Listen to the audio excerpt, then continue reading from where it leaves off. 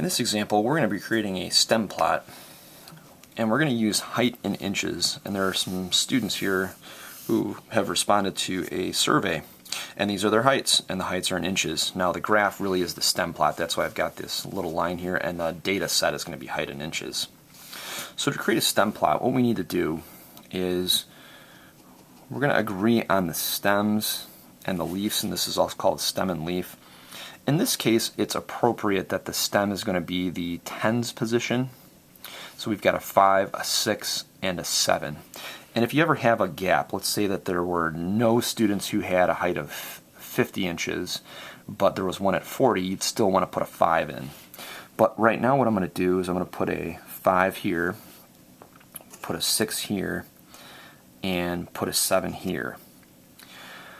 If I put a 9 on the right hand side, this is going to mean 59. So I'm going to make a key. It's important to make a key with these.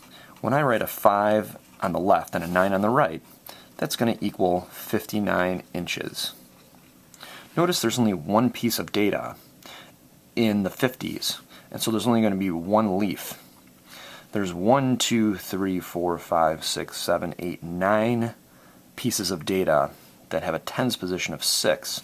So there's going to be 9 leaves over here. We're going to write just the ones position. So it's going to be a 0. We're going to write a 2. We're going to write a 3, a 4, a 5, a 5. I'm just reading the tens position here. A 6, a 9, and a 9. In the 70s here we have a number of items. I'm just going to read the ones position. 0, 1, 1, 1, 1, 2, 3, 3, 4, and 5. We now have a good look at the data. You can see here that the left-hand side is the tens position, and the right-hand side is just the ones position. So if you ever have a stem and plot or a stem and leaf, you can go actually backwards to get the data. You can go back and forth between them. When it's repeated like this, it means there's 4 pieces of data that have a 71.